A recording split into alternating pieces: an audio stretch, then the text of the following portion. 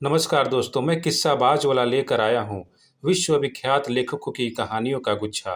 दोस्तों, अगर हमारी कहानी आपको पसंद आए तो इसे लाइक, सब्सक्राइब और शेयर ज़रूर करें। तो आइए बिना देर किए शुरू करते हैं हम आज की कहानी। कहानी का शीर्षक है प्रेमियों की वापसी।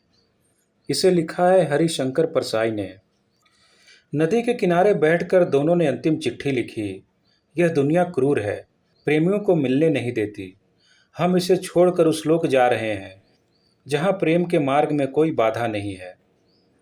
प्रेमेंद्र ने कहा, यह दुनिया बहुत बुरी है रंजना। रंजना ने समर्थन किया, हाँ बहुत दुष्ट है।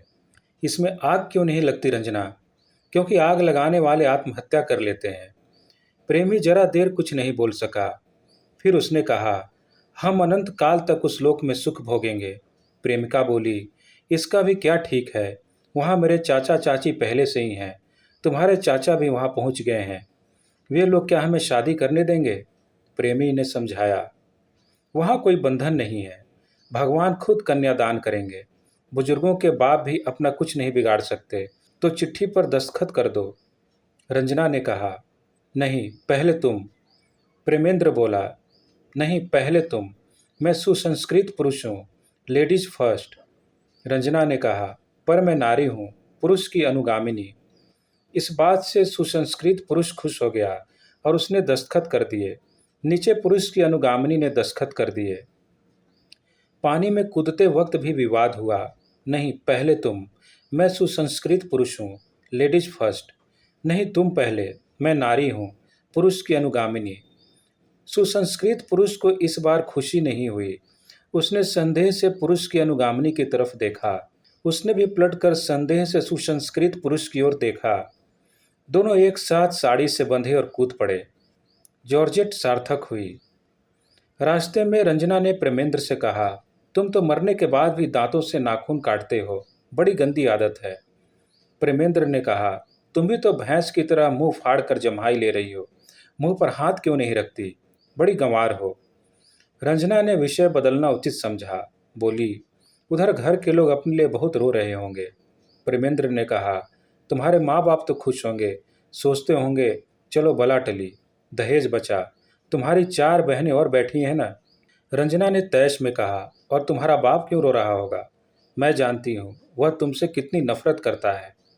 अब प्रेमेंद्र को विषय बदलना उचित मालूम हुआ। उसने कहा, छोड़ो इन बातों को, इधर घर बसाने की सोचो। रंजना ने कहा, बड़ी गलती हो गई। मैंने कॉलेज में हमेशा पाक शास्त्र का पीरियड गोल किया। सीख लेती तो तुम्हें बढ़िया पकवान बनाकर खिलाती। फिर उसे कुछ याद आया। बोली, पर कोई बात नहीं, हमारी पाक शास्त्र की प्रोफेसर मिस सूद पिछले महीने ही वहाँ पहुँची हैं। तुम उन्हें जानते हो ना, पाक शास्त्र बहुत अच्छा पढ़ाती हैं, पर खाना बहुत खराब बनाती हैं। उन्हें प्रिंसिपल साहिबा के भाई से गर्व रह गया था, उन्होंने जहर खा लिया। बेचारी ने करेक्टर रोल अच्छा लिखवाने के लिए वैसा किया था। वे उस लोक पहुंच चुके थे। शाम को पार्क में घूम रहे थे कि एक बेंच पर पहचाने से स्त्री पुरुष बैठे दिखे। पुरुष नारी का हाथ पकड़े था और नारी पुरुष के कंधे पर सिर रखी थी। प्रेमेंद्र ने ठिठक कर कहा, अरे ये तो मेरे स्कूल के हेडमास्टर सक्सेना साहब हैं। रंजना ने कहा, और वह मेरी हेडमास्टरनी मिसेस शर्मा है। प्रेमेंद्र ने कहा, सक्सेना साहब तो बड़े सख्त और अनुशासन प्रिय आदमी थे। हमने उन्हें कभी मुस्कुराते तक नहीं देखा।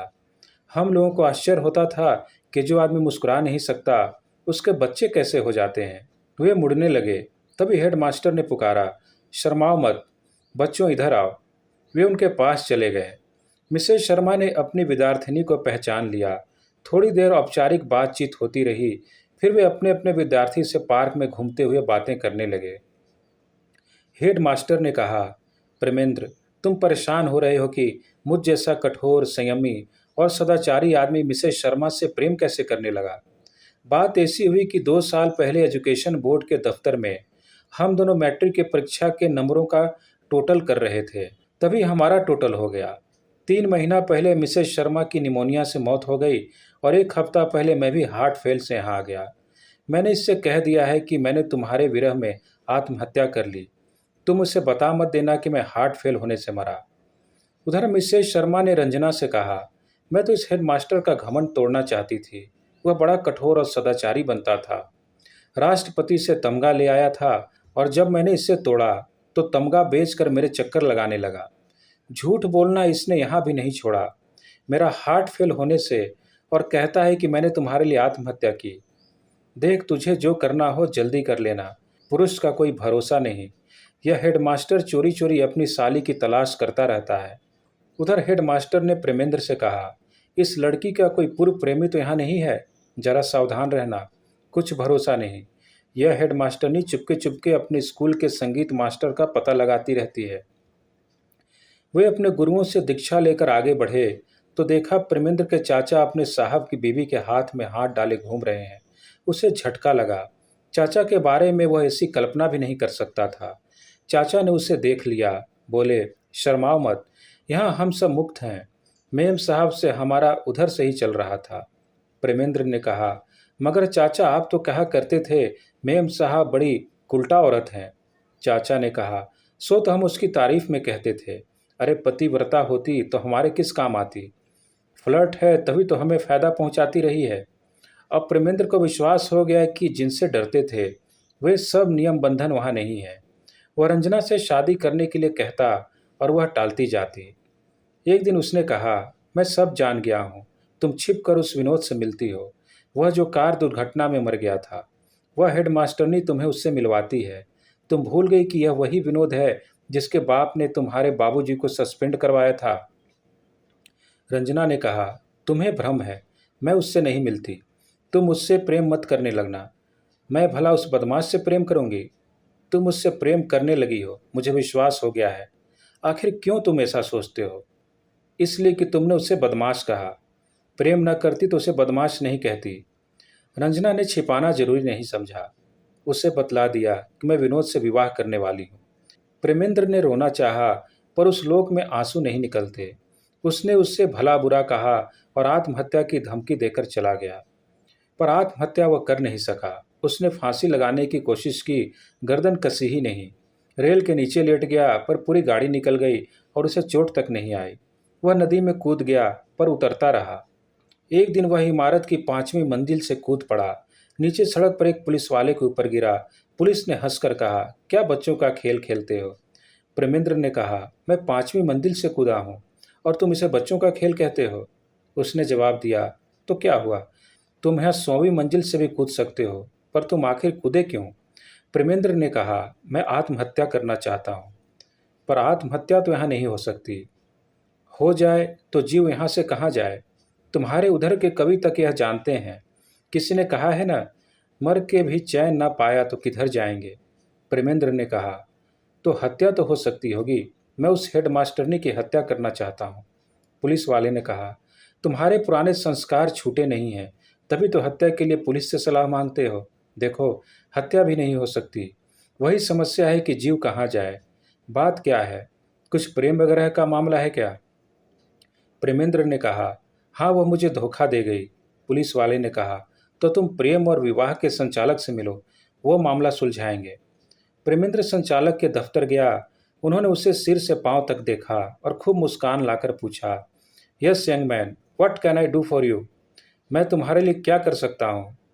प्रेमेंद्र ने कहा, साहब भारत से आए मालूम होते हैं। साहब ने पूछा, तुमने कैसे जाना? प्रेमेंद्र ने कहा, ऐसे कि आप यहाँ भी अंग्रेजी में बोल रहे हैं, यह ऊंचे दर्जे के भारतीय के लक्षण हैं। साहब ने कहा, तुम ठीक कहते हो। अंग्रेजी के लिए मैंने वह गिरा हुआ देश छोड़ दिया। मैं आईसीएस था, दिल्ली में एक विभाग का सेक्रेटरी था।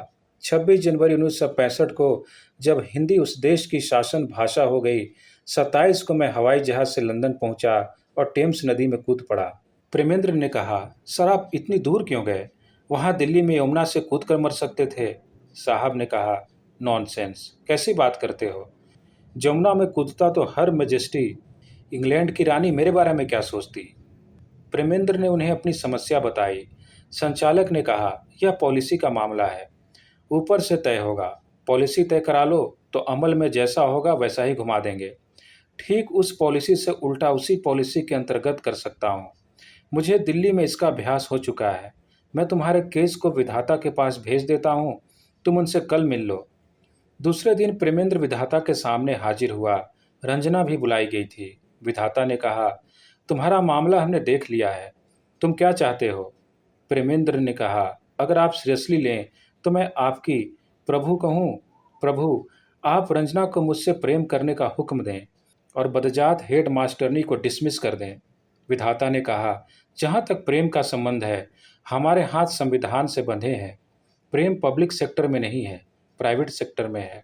वह हेडमास्टरनी भी हमारी नौकरी में नहीं है। हम दूसरा पक्ष सुनकर समझौता कराने का प्रयत्न करते हैं। देवी रंजना, तुम्हें इस संबंध में क्या कहना है?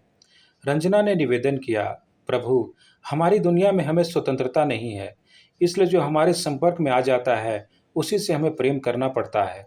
यह प्रेमेंद्र हमारे घर में बचपन से आता रहा है। पिताजी इससे पान सिगरेट मंगवाते थे। मेरे माता पिता इतने सख्त हैं कि न मुझे अकेली कहीं जाने देते थे, न किसी आदमी को घर आने देते थे। मैं प्रेमेंद्र के सिवा किसी दूसरे पुरुष को जानती भी नहीं थी। इसी मजबूरी में जो हमारा संबंध हुआ उसे हम प्रेम कहने लगे। मेरा वश चलता तो विनोद से प्रेम करती, मुझे वह पसंद था, पर उसके पिता ने हमारे बाबूजी को सस्पेंड करवा दिया था, इसलिए उसका हमारे यहाँ आना अच्छा नहीं होता था। पर यहाँ स्वतंत्रता है, मैं अपनी इच्छा से प्रेम कर सकती हूँ, इसलिए विनोद से प्रेम करती हूँ। पर तंत्रता में जो हो गया वह स्वतंत्रता में नियामक नहीं हो सकता। विधाता ने प्रेमेंद्र से कहा, सुना तुमने, तुम क्या कहते हो? प्रेमेंद्र ने दुखी प्रेमी की आधिकारिक रोष से कहा, यही कहना है कि हमें ऐसी जगह नहीं रहना, हमें वापस हमारे संसार में भेज दिया जाए। इधर का भरोसा झूठा निकला। विधाता ने कहा, तुम वहाँ से यहाँ और यहाँ से वहाँ भागते फिरोगे या कुछ करोगे भी। तब तक सचिव ने रिकॉर्ड देखकर बताया, प्रभु, इस लड़की की माता का कोटा खत्म हो गया है। 5 लड़कियां देनी थी सो दे चुके। अब यह उसी परिवार में जन्म नहीं ले सकती। लड़के के बाप का अलबत्ता एक बेटा बकाया है। प्रेमेंद्र ने गुस्सा से कहा, अजीब धांधली है, यहाँ भी अपने बाप हम नहीं चुन सकते। एक लड़की किसी को देने में क्या लड़कियों का स्टॉक यहाँ खत्म हो जाएगा? विधाता ने उसे नाराजगी से देखा। तुम्हें गुस्सा जल्दी आता है प्रेमी महोदय, तुम इतनी जल्दी दुनिया क्यों छोड़ा है? किसी दुर्घटना में मारे गए थे क्या? प्रेमेंद्र ने कहा, मैं प्रेम के कारण आत्महत्या करके आया हूँ। हम दोनों एक साथ नदी में कूद पड़े। वहाँ की दुनिया वाले हमारी शादी नहीं होने दे रहे थे। विधाता ने कहा, मगर तुम बात तो ऐसे तैश में करते हो जैसे किसी आंदोलन में शहीद होकर आए हो। दुनिया में और कोई काम करने को नहीं बचे थे जो यहाँ चले आए? वे दोनों एक दूसरे की तरफ देखने लगे। विधाता ने रंजना से कहा, देवी जी, आपका नया प्रेमी जब सुनेगा कि आप इनके प्रेम में आत्महत्या करके आई हो तो वह भी आपको छोड़ देगा। यहाँ सुंदरियों की कमी नहीं है। रंजना ने कहा, साहब, यह जगह हमें बिल्कुल पसंद नहीं आई। यहाँ कुछ निश्चित नहीं है। इधर की स्वतंत्रता बर्दाश्त नहीं हो सकती। कोई किसी के प्रति सच्चा नहीं है। आप तो हम लोगों को वापस हमारी दुनिया में भेज दीजिए, कहीं भी भेज दीजिए। विधाता ने कहा, पर अब एक कठिनाई है। जो प्रेम में आत्महत्या करके आते हैं उन्हें फिर मनुष्य बनाने का नियम नहीं है। जिस कारण से उन्हें जीना चाहिए उस कारण से वे मर जाते हैं। उनमें मनुष्य के रूप में प्रेम करने का साहस और विवेक की कमी होती है। तुम्हारे लिए भी यह अच्छा नहीं है कि तुम फिर मनुष्य बनो। एक बार बनकर और प्रेम करके तुमने देख लिया, तुमसे बना नहीं, तुम में हिम्मत ही नहीं प्रेम को निभाने की। तुम दोबारा इस झंझट में मत पड़ो। कोई और जीवधारी बनो जो मनुष्य की तरह प्रेम करने को बाध्य नहीं है। बोलो, कोई जानवर बनना चाहते हो? प्रेमेंद्र ने रंजना से कहा, बता क्या बनेगी? उसने प्रेमेंद्र से कहा, तुम ही बताओ पहले। प्रेमेंद्र ने कहा, नहीं, पहले तुम। मैं सुसंस्कृत आदमी हूँ, लेडीज फर्स्ट। रंजना ने कहा, नहीं, तुम पहले बताओ।